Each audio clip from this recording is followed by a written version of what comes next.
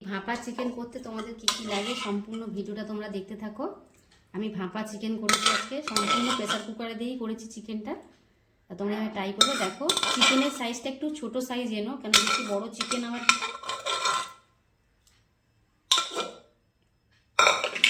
এটা হচ্ছে আমার ভাপা চিকেন। এই চিকেনটা আমি কীভাবে বানিয়েছি তোমাদেরকে দেখাবো।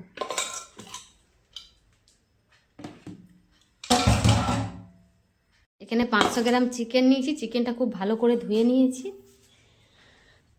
আর এখানে নিয়ে নিয়েছি 5-7 টুকরো রসুন, একটু টুকরো আদা, এখানে ধনেপাতা কুচিয়ে নিয়েছি। তোমরা এখানে আলু দিতে পারো, না আলু দিতে পারো, এটা আলু না দিলেও চলে, জাস্ট আমি একটু দিলাম বেশি হওয়ার জন্য। এখানে আলু দিয়েছি, 2টো আলু কেটে দিয়েছি, 2টো বড় পেঁয়াজ, 2টো বড় টমেটো। এই রেসিপিটা তোমরা দেখো, খুবই ভালো লাগবে। আমরা তো অনেক সময় কড়াইতে কষে খেয়ে দেখেছি, আর প্রেসার কুকার এইভাবে ভাপা চিকেন কীভাবে বানায় তোমাদেরকে আমি আজকে দেখাবো। কুকারটা গরম হয়ে গেছে, দেখো এই 1 চামচেই তেল দিচ্ছি, তোমরা পারলে একটু দিতে পারো, আমি আর একটু অল্প দেবো, বেশি তেল এতে লাগবে না। 1.5 চামচ তেল দিলাম। আর তোমরা চাইলে আলুটা ভাজতে পারো, কিন্তু আমি আলুটা ভাজবো না, যেহেতু চিকেনটার নাম ভাপা চিকেন, এই কারণে আলুটা ভাজবো না। এখানে 2টো সাইজের তেজপাতা দিয়ে দিলাম।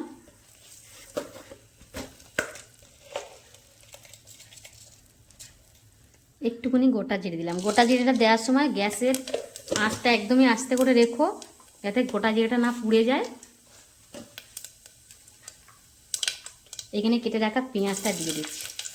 পেঁয়াজটা একটু বড় বড় সাইজের কেটেছি, পেঁয়াজটা এখানে দিয়ে দিলাম।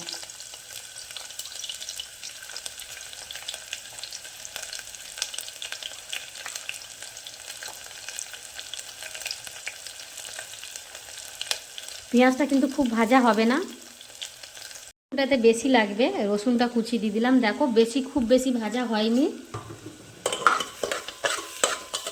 পেঁয়াজটাও বেশি ভাজেনি।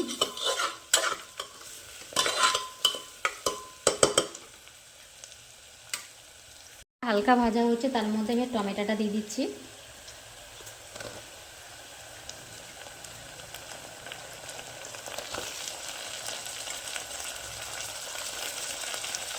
টমেটোটা দিয়ে একটু কিন্তু নাড়াচাড়া করে দেবো।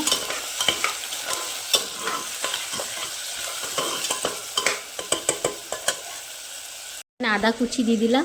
এটা কিন্তু সব ঘষে নেবেন, যেটা ঘষা মানে রসুন ঘষা, পেঁয়াজ ঘষা যেগুলো পাওয়া যায়।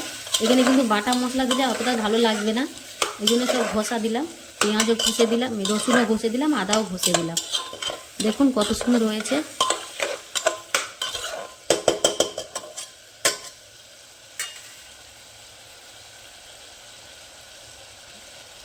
এইবার দেবো আমি ধনে পাতা।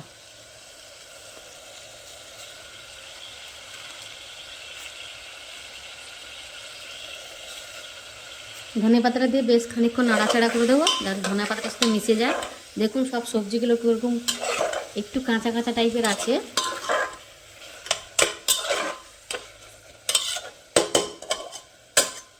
আমার গ্যাসের আঁচটা কিন্তু খুবই আস্তে দেওয়া আছে।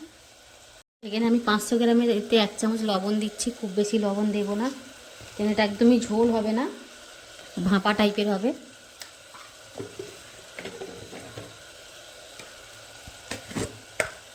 এখানে 2 চামচ হলুদ দিয়ে দিলাম।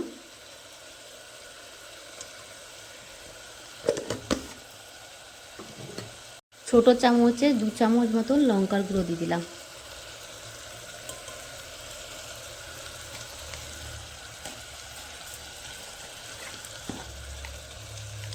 দু চামচ জিরে গুঁড়ো দিলাম।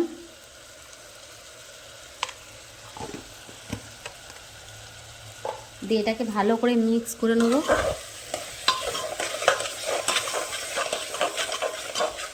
আর কিছু করবো না, জাস্ট সেখানে এবার চিকেনটা দিয়ে দেবো।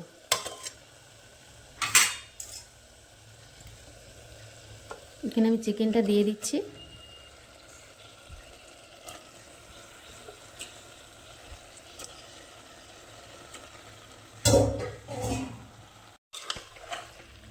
একটু ভালো করে নাড়াচাড়া করে মিশিয়ে দিচ্ছি।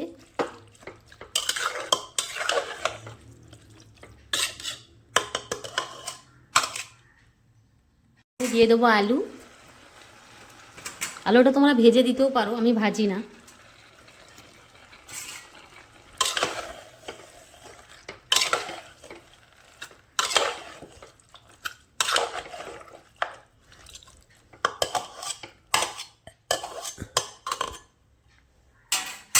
দিচ্ছি টকটা, 10 টাকার টক দই এনেছিলাম, এটা দিয়ে দিলাম। টক দইটা এটা লাস্টে দিচ্ছে এই কারণে, টক দইটা দিয়ে কষলে তেল ছাড়া মানে দই ছাড়া ছাড়া মতন যেন ছানা কাটে সেই টাইপের হয়ে যায়। এই কারণে এই যে দইয়ের যে জলটা বেরোবে তাতেই আমার এই রান্নাটা শেষ হবে।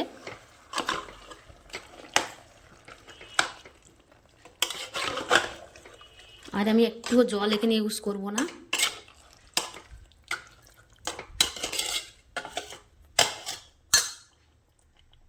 ইউজ করব কাসুরি মেথি, কিছু দেবো আমি এখানে। এবারে কাসুরি মেথিতে চিকেন করে দেখো, খুবই টেস্টি হয় আর স্বাদও খুব ভালো হয়, খুব খেতে সুন্দর হয়। মানে একদম রেস্টুরেন্টের মতন একটা গন্ধ থাকে। খুব বেশি দেবো না, এই যে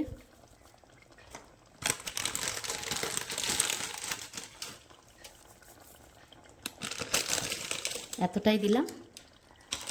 এবার এটাকে ভালো করে একটু নাড়াচাড়া করে দেবো যাতে ভালোভাবে মিশে যায়।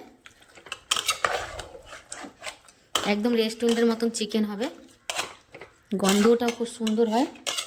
তোমরা অবশ্যই বাড়িতে বানিয়ে দেখো, অবশ্যই তোমরা এটা ট্রাই করো।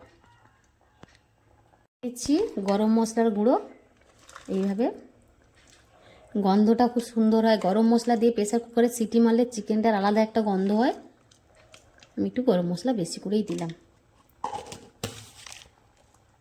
মিনিমাম 15খানা সিটি দিতে হবে। আমার প্রেসার কুকারটা একটু খারাপ আছে, এই কারণে আমি 15টা সিটি দেবো।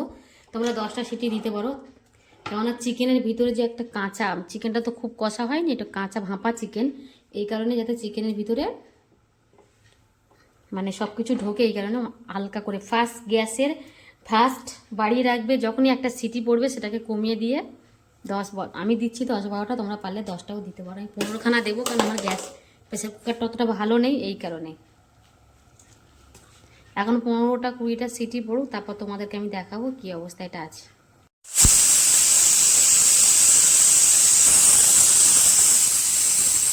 একটা সিটি পড়ে গেল, আমি একটু কমিয়ে দিলাম গ্যাসটা কমিয়ে আমি 12 থেকে 13খানা সিটি দেবো, যাতে মাংসটা খুব ভালোভাবে সিদ্ধ হয়। ওটা সিটি দিয়ে আমি রেখে দিয়েছিলাম, এবার খুলে দেখবো। কালারটা দেখো কত সুন্দর হয়েছে।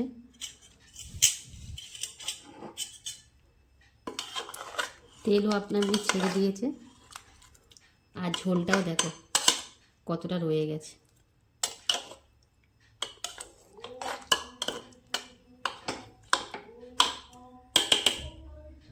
চিকেনটা ঢেলে ফেলছি, দেখো একটু কিন্তু এখানে আমি জল ইউজ করিনি। কতটা জল বেরিয়েছে দেখেছো, দই দিয়ে করেছি এই কারণে। আর টমেটোটাও অনেকটা দেওয়া ছিল, দেখো সব ঠিকঠাক মতন সিদ্ধ হয়ে গেছে।